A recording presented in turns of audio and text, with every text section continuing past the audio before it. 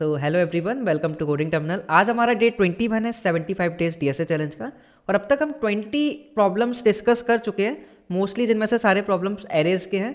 आप एक बार जिनने वो वीडियोस नहीं देखे आप जाकर देख सकते हैं। आज से हम कुछ स्ट्रिंग्स के प्रॉब्लम स्टार्ट करने वाले हैं। तो आज जो प्रॉब्लम डिस्कस करने वाले हैं उसका नाम है reverse words in a string. थोड़ा सा स्टार्टिंग में हम थ्योरी देखेंगे, फिर क्वेश्चन किस तरीके से सॉल्व कर सकते हैं वो डिस्कस करेंगे। ओके, मैं ब्लैक बोर्ड ओपन कर लेता हूँ। ओके, तो इस प्रॉब्लम में हमको एक स्ट्रिंग गिवन है। लेट्स सपोज यही स्ट्रिंग ले लेते हैं, द स्काई इज ब्लू। तो हमको करना क्या है, आंसर की जो स्ट्रिंग है हमको एक स्ट्रिंग रिटर्न करनी है जिसमें सारे वर्ड्स अपोजिट ऑर्डर में हो। जैसे कि इसमें कौन कौन से वर्ड हैं, द एक वर्ड हो गया, स्काई एक वर्ड हो गया। तो हमको करना क्या है, लास्ट वर्ड कौन सा है हमारा जो स्ट्रिंग गिवन है उसका ब्लू। तो ब्लू जो हमारा आंसर स्ट्रिंग है उसमें सबसे पहले आ जाएगा, और जो सेकेंड लास्ट है वो सेकेंड स्टार्टिंग में आ जाएगा। यानी इस स्ट्रिंग को हमको अपोजिट ऑर्डर में लिखना है। ब्लू सबसे पहले आ जाएगा, फिर उसके बाद कौन सा, इज, फिर स्काई एंड द। तो हमको इस तरीके से ये स्ट्रिंग फॉर्म करनी है। अगर नॉर्मल स्ट्रिंग हमको रिवर्स करनी होती तो हम यहां से ट्रेवर्स करना चालू करते, ई लिखते, यू लिखते, एल लिखते, बी लिखते, लेकिन हमको कैरेक्टर रिवर्स ऑर्डर में नहीं लिखना। हमको वर्ड्स चाहिए जो रिवर्स ऑर्डर में हो। यानी ब्लू सबसे पहले पूरा आना चाहिए, फिर इज आना चाहिए, फिर स्काई, फिर द। प्रॉब्लम को सॉल्व करने से पहले कुछ मेथड्स देखते हैं जो हम यूज़ करने वाले हैं। ठीक है, तो एक ट्रिम मेथड होता है हमारे पास स्ट्रिंग में। अगर लेट सपोज हमारे पास स्ट्रिंग इस तरह की है, बहुत सारे एम्प्टी स्पेसेस स्टार्टिंग में और बहुत सारे एम्प्टी स्पेसेस लास्ट में, तो अगर हम ट्रिम मेथड यूज करते हैं स्ट्रिंग में, टेक्स्ट डॉट ट्रिम करते हैं, तो नॉर्मल हेलो वर्ल्ड प्रिंट हो गया। यानी ये वाले स्पेस रिमूव हो गए, ये वाले स्पेस रिमूव हो गए। यानी लेफ्ट साइड में जो भी स्पेसेस हैं वो हमको रिमूव कराने हो, या फिर राइट साइड में स्पेसेस रिमूव कराने हो, तो उसके लिए हम ट्रिम मेथड यूज कर सकते हैं। ठीक है, अब देखते हैं कि स्प्लिट मेथड किस लिए यूज करते हैं। स्प्लिट मेथड, अगर हमारे पास लेट सपोज ये स्ट्रिंग गिवन है, ठीक है, अगर हमको इसमें से वर्ड्स निकालने हैं और सेपरेट करना है on the basis of comma. हमारे पास लिखा हुआ है एप्पल कॉमा बनाना कॉमा ग्रेप। तो हमको अगर एप्पल अलग चाहिए, बनाना अलग चाहिए, ग्रेप अलग चाहिए, तो क्या कर सकते हैं हम, देखिए इसके बीच में एक कॉमा है, तो कॉमा से हम इसको सेपरेट कर सकते हैं। क्या लॉजिक लगेंगे, result is equal to text, string का नाम टेक्स्ट डॉट स्प्लिट कर देंगे हमारी स्ट्रिंग को, split on the basis of comma. इतना समझ गए होंगे कि कॉमा के बेसिस पर इस स्ट्रिंग को तोड़ दो। अब रिजल्ट कैसा मिलेगा इसका, ये स्प्लिट मेथड है हमेशा एक एरे रिटर्न करता है। यानी कि हमको एक एरे रिजल्टेंट मिलेगा जिसके अंदर सारे जो भी इसके वर्ड्स होंगे वो आ जाएंगे। यानी कि एप्पल एक स्ट्रिंग होगी, कॉमा एक होगा हमारे पास बनाना कॉमा ग्रेप। तो हमको सारे स्प्लिट होकर स्ट्रिंग्स मिल गई, मतलब अलग अलग स्ट्रिंग्स मिल गई। हमने इनको अलग अलग कर लिया, एप्पल को अलग कर लिया, बनाना को अलग कर लिया, ग्रेप को अलग कर लिया। किस मेथड को यूज करके, text dot split on the basis of comma. अगर लेट सपोज हमारे पास लिखा होता हेलो वर्ल्ड लिखा होता, हेलो वर्ल्ड लिखा होता और इसके बीच में बहुत सारे स्पेस हैं, तो हमको स्पेस के बीच में लेट सपोज हमको हेलो अलग चाहिए, वर्ल्ड अलग चाहिए, तो किस बेसिस पे सेपरेट करेंगे, स्पेस के बीच पे। लेकिन हमको पता ही नहीं है कितने स्पेस प्रेजेंट है, तो कैसे कर सकते हैं, तो हम इसको इस तरीके से लिख सकते हैं, रिजल्टेंट इक्वल टू ये जो हमारा स्ट्रिंग है let suppose S T R है, तो S T R dot split method का यूज करेंगे। और किसके बेसिस में, इसके इस ब्रैकेट के अंदर हम देते हैं किस कैरेक्टर के बेसिस पर स्प्लिट करना है। तो हम अगर यहां पर लिख देते हैं बैकस्लैश एस, यानी हम स्पेस के बेसिस पर स्प्लिट कर रहे हैं। अगर एक ही स्पेस है तो केवल इससे काम चल जाएगा, लेकिन हमको नहीं पता कितने स्पेस है, तो हम नॉर्मली बस यहाँ पर प्लस लिख देंगे और हमारा काम हो जाएगा। यानी इसके बाद कितने भी स्पेस होंगे वो सेपरेट कर देगा स्पेस के बेसिस पर, मतलब सारे स्पेस को वो एक स्पेस काउंट करेगा। तो ये इसका रिजल्ट हमको मिल जाएगा एक एरे जिसके अंदर आ जाएंगे हेलो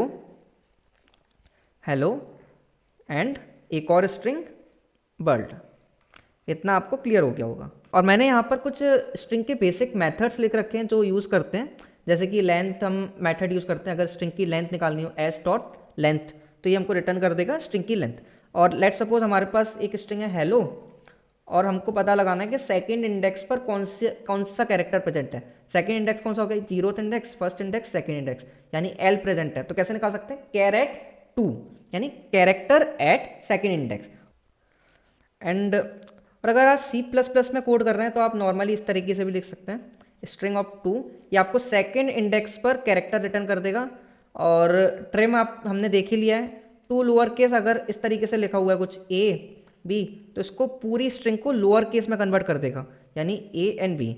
और अगर 2 अपर केस क्या करेगा, इस स्ट्रिंग को जो भी कैरेक्टर हैं लोअर वाले सारे अपर में कन्वर्ट कर देगा, यानी ए एंड बी। तो ये भी हम देख लिया है। बाकी हम हमारे प्रॉब्लम की तरफ मूव कर जाते हैं। तो बेसिकली हमको इस प्रॉब्लम में करना क्या था, अगर जो भी वर्ड्स स्टार्टिंग में प्रेजेंट है उनको एंडिंग में लेके आना था, और जो एंडिंग में उनको स्टार्टिंग में लेके आना था, यानी पूरी स्ट्रिंग को रिवर्स करना था और वर्ड्स एज इट इज रहने चाहिए। तो कैसे कर सकते हैं, सबसे पहले अगर हम इस स्ट्रिंग को तोड़कर सारे वर्ड्स अलग अलग लिख लें, दा अलग आ जाए हमारे पास, स्काई अलग आ जाए, इज अलग आ जाए, ब्लू अलग आ जाए, एक एरे में लेट सपोज एक एरे है इज इक्वल्स टू, इसके अंदर हमारे पास दा पड़ा हुआ है, इसी सीक्वेंस में स्काई पड़ा हुआ है, फिर इसके बाद इज पड़ा हुआ है, इसके बाद ब्लू पड़ा हुआ है। तो इस स्ट्रिंग इस एरे को अगर हम पीछे से आइट्रेट करना चालू करें, ब्लू से, ब्लू फिर इज फिर स्काई फिर दा, तो और आइट्रेट करते करते एक हमारी स्ट्रिंग बनाएंगे, स्ट्रिंग str, और इसमें ऐड करते जाएं। तो सबसे पहले क्या ऐड होगा, ब्लू, ब्लू फिर उसके बाद इज, फिर इसके बाद स्काई मिलेगा हमको, फिर इसके बाद दा। तो क्या हमारा आंसर बन जाएगा, बिल्कुल बन जाएगा। तो देखते हैं, कोड करके देखते हैं किस तरीके से इस अप्रोच को हम कोड कर सकते हैं। तो बहुत ईजिली इसको हम कोड कर सकते हैं, जो सिंपली हमने मेथड्स पढ़े थे स्टार्टिंग में उनको यूज़ करना है। ठीक है, देखते हैं किस तरीके से कर सकते हैं। सबसे पहले हमको करना क्या है, हमारी स्ट्रिंग में से वर्ड्स स्प्लिट कर निकालने हैं। तो ये रिटर्न करता है, एक एरे मिलेगा हमको, इस टाइप का एरे होगा, स्ट्रिंग टाइप का, स्ट्रिंग एरे, लेट सपोज इसको नाम देते हैं ARR equals to s dot split method का यूज़ कर रहे हैं। और एक एग्जांपल देखते हैं, लेट सपोज अगर हम ये एग्जांपल देखें तो हमको नहीं पता बीच में कितने स्पेसेस हैं, तो सारे ही स्पेस हमको रिमूव करने हैं। सारे स्पेस को अगर एक काउंट करने के लिए हमने क्या देखा था, एस प्लस, तो ये सारे स्पेस को एक स्पेस काउंट करेगा और इसके बेसिस पर हमको स्प्लिट करना है। ठीक है, तो ये हमको एक एरे रिटर्न कर दिया। अब हमने क्या देखा था, हमको पीछे से आइट्रेट करना चालू करना है। पीछे से आइट्रेट कैसे करेंगे, एक फॉर लूप लगाएंगे जिसकी value int i is equals to, कहाँ से स्टार्ट होगा, एरे की लेंथ -1 से। ये इंडेक्स कौन सा होगा, एकदम आखिरी में देखना है जो हमको, कहाँ से चालू करेंगे, आई इज इक्वल्स टू n-1 से, एंड आई कहाँ तक जाएंगे, ग्रेटर और इक्वल्स टू जब तक 0 तक है, and I minus minus. Okay, ये n क्या है, n इस एरे की लेंथ। कैसे निकालेंगे, int n equals to ARR dot length, means जो स्प्लिट करके हमको एरे मिला है, स्ट्रिंग को स्प्लिट किया हमने तो एक एरे मिला हमको जिसके अंदर सारे वर्ड्स अलग अलग हैं। ठीक है, उसकी लेंथ निकाल ली और उसको आइट्रेट कर रहे हैं पीछे से। ठीक है, तो अब क्या करेंगे, हमने कहा था एक आंसर स्ट्रिंग बनाएंगे जिसके अंदर हमारा आंसर बनेगा। तो स्ट्रिंग आंसर, इनिशियली ये खाली स्ट्रिंग होगी, इसको ही अपडेट करेंगे। किस तरीके से अपडेट कर सकते हैं, आंसर इक्वल्स टू, जो अभी आंसर पड़ा है उसमें प्लस कर दो इस इंडेक्स पर जो स्ट्रिंग पड़ी हुई है। स्ट्रिंग कैसे निकालेंगे, एरे ऑफ आई। ठीक है, हमको लास्ट से स्ट्रिंग मिल जाएगी। अब एक चीज़ देखो, आप हमको स्ट्रिंग एक पर्टिकुलर वर्ड मिल गया, अब इसके बाद हमको डैश स्पेस भी तो देना पड़ेगा, नहीं तो सारे वर्ड्स इस तरीके से आ जाएंगे। जैसे मान लो लास्ट में हमको मिला बर्ड, फिर सेकंड इंडेक्स आया हेलो, तो इनके बीच में हमको स्पेस भी तो चाहिए, हर वर्ड के बीच में हर आई इंडेक्स के बाद एक स्पेस चाहिए। तो यहाँ पर हम एक स्पेस ऐड कर देंगे। ठीक है, अब आप एक चीज़ और देखिए, हमने ऑलमोस्ट हमारा आंसर रेडी है, लेकिन एंडिंग में हमको नहीं पता कितने स्पेसेस हैं। एक तो एक आई इक्वल्स टू जब 0 होगा तब एक स्पेस ऐड हो जाएगा, तो एंडिंग का वो स्पेस हटाना है, और स्टार्टिंग में हमको नहीं पता कितने स्पेस के बने। तो लेफ्ट एंड राइट में सारी एम्प्टी स्पेसेस हटाने के लिए एक मेथड हमने पढ़ा था, स्ट्रिंग डॉट ट्रिम, ट्रिम कर देगा इस स्ट्रिंग को। अब हम आंसर डॉट ट्रिम को कॉल करके इसको हम रिटर्न कर देंगे, यानी आंसर को ट्रिम कर दो और रिटर्न कर दो। एक बार कोड चलाकर देख लेते हैं। आई थिंक सब कुछ सही किया है, ओके चल गया है, सबमिट और कर लेते हैं।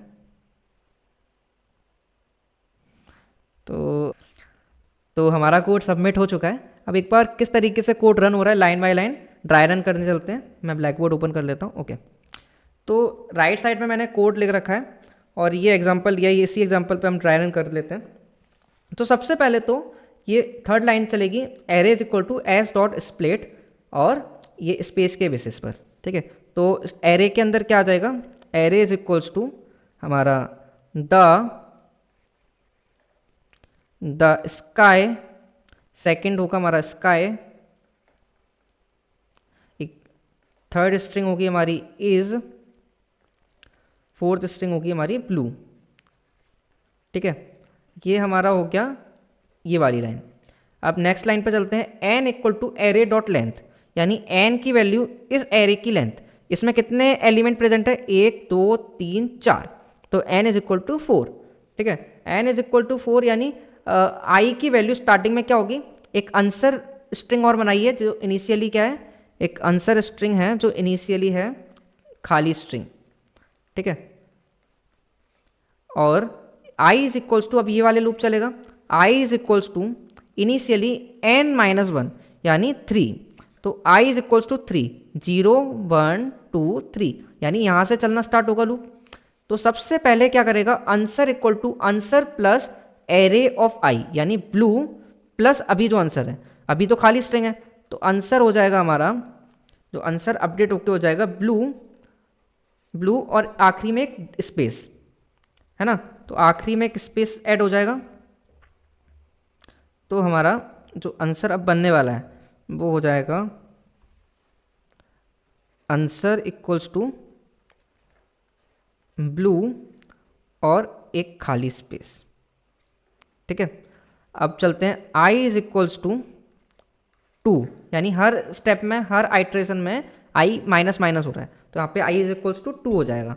अब आंसर क्या होगा, answer equals to answer plus इस इंडेक्स पर जो स्ट्रिंग प्रेजेंट है यानी इज, फिर उसके बाद प्लस एक खाली स्पेस।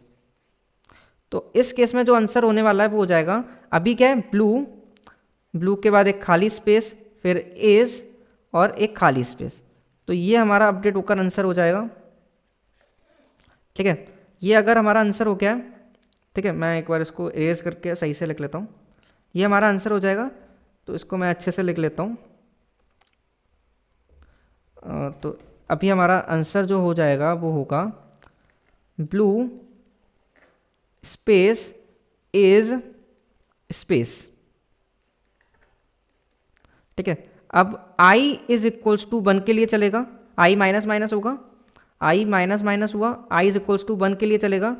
आंसर इस केस में अब क्या हो जाएगा, अभी जो था ब्लू स्पेस इज स्पेस, अब इस इंडेक्स पर क्या पड़ा हुआ है, फर्स्ट इंडेक्स पर स्काई पड़ा हुआ है, तो यहाँ पर स्काई ऐड हो जाएगा और लास्ट में एक स्पेस ऐड हो रहा है, तो स्पेस ऐड हो जाएगा और ये स्ट्रिंग हो जाएगी हमारी आंसर, ठीक है। अब चलते हैं वापस से i लेस माइनस माइनस होगा, तो i इज इक्वल्स टू 0 के लिए चलेगा। तो अब इस केस में जो आंसर होगा, अभी जो आंसर है एज इट इज पहले वो लिख लेते हैं, ब्लू इज स्काई, फिर उसके बाद एक स्पेस है, स्पेस के बाद इस इंडेक्स पर जो स्ट्रिंग पड़ी हुई है यानी द उसके बाद एक स्पेस ऐड होगा, तो ये हमारा आंसर हो गया।